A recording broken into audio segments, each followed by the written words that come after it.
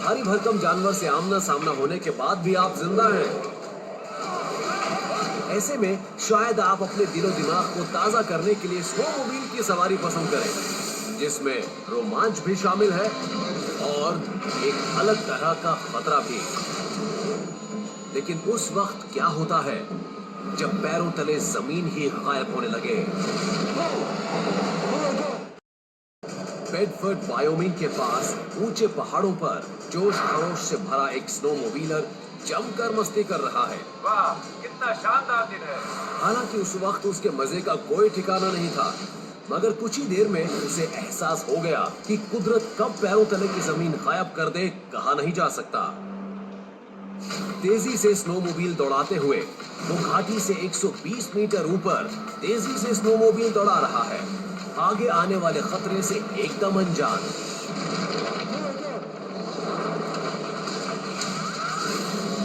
बर्फ का एक बहुत बड़ा टुकड़ा अचानक टूट गया और अब वो 120 मीटर गहरी खाई के किनारे पर झूल रहा था और नीचे पत्थर थे।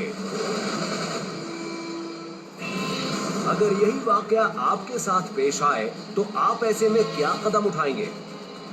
तो फिर तैयार हो जाइए, क्योंकि हम आपको इसी कगार पर लिए चलते हैं और देखते हैं आप खुद को बचा पाएंगे या नहीं। ऐसे में आप क्या फैसला लेंगे? ए, धीरे से स्नोमोबाइल से उतरेंगे और दूर हट जाएंगे। बी, अपनी गाड़ी को पीछे मोड़ लेंगे और उसे कगार से दूर भगा ले जाएंगे। या सी, जितनी जल्द हो सके छलांग लगाकर कगार से दूर हट जाएंगे। यहां आपको यह ख्याल रखना जरूरी है, आप एक माउंटेन रिज पर हैं और अपने स्नोमोबाइल को फर्राटे से दौड़ा रहे हैं।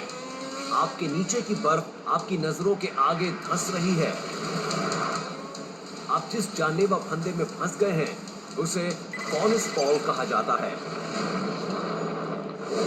किनारे पर जब बर्फ ज्यादा जमा हो जाती है तो उससे नीचे की गहरी घाटी नजर नहीं आती। इस बर्फ को कॉर्निस कहते हैं। तूफानी हवा के साथ उड़कर जब बर्फ किसी रिज के किनारे पर जमा होती चली जाती है तो कॉर्निस बन जाते हैं। ठीक वैसे ही जैसे समुद्र में ऊंची लहरें बनती हैं, बारीक बर्फ रिज के दूसरी तरफ इकट्ठा होती जाती है, ताश के महल जैसी, और दिखने में वो ठोस जमीन की तरह लगती है। हकीकत में इस कॉर्निस को रिज पर रोके रखने का काम बर्फ के लाखों क्रिस्टल्स करते हैं, जो किसी जिगसॉ पजल की तरह आपस में जुड़े होते हैं, जिससे ये वेट ऊपर टिका रहता है। हर साल ऐसे हादसे सुनने में आते हैं जब विंटर स्पोर्ट्समैन ऐसी ही खतरनाक जगहों से सैकड़ों मीटर नीचे गिरकर मौत का शिकार हो जाते हैं।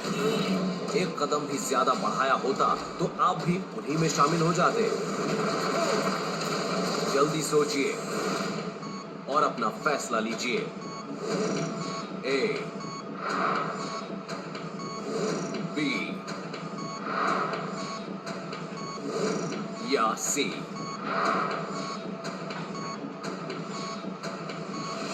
तो बताइए, ऐसे में आप क्या करते? आपके पैरों के नीचे बर्फ टूट रही है। ऐसे में शायद आपको यही ठीक लगे कि स्नोमोबाइल से कूदकर जल्दी से वहां से हट जाएं।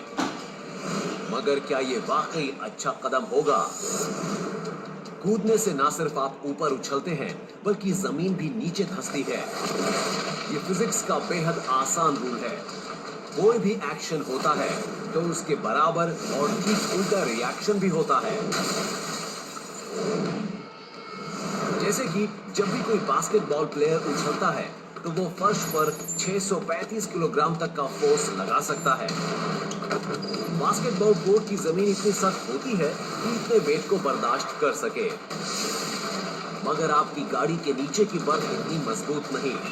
अगर आपने कूदने की कोशिश की तो रिज और ज्यादा टूट सकता है।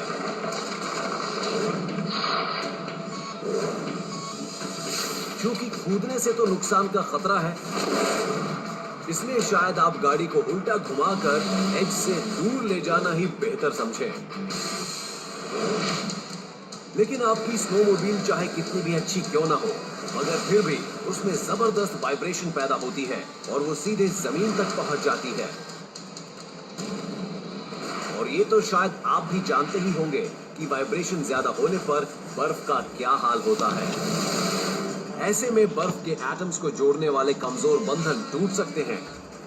ठीक वैसे ही जैसे सही ताल पर गाने से ओपेरा सिंगर की आवाज कांच को चटका देती है। इसलिए अगर आपने वापस लौटने का फैसला किया तो वो गलत फैसला होगा। तो फिर आपको क्या करना चाहिए? एक्सपर्ट्स मानते हैं अगर आपके सामने कोई कॉर्निस टूट रहा हो तो गाड़ी का इंजन बंद कीजिए और धीरे धीरे होशियारी से पीछे की तरफ हट जाइए और पूरी कोशिश कीजिए कि बर्फ पर जरा भी दबाव ना पड़े। ये जनाब किस्मत वाले थे कि इन्होंने अपनी गाड़ी को एज से वापस खींच लिया। मगर आपके लिए बेहतर यही होगा कि गाड़ी को बर्फ के हवाले ही छोड़ दें, वरना आप भी उसके साथ नीचे जा सकते हैं। धीरे से पीछे हट जाइए।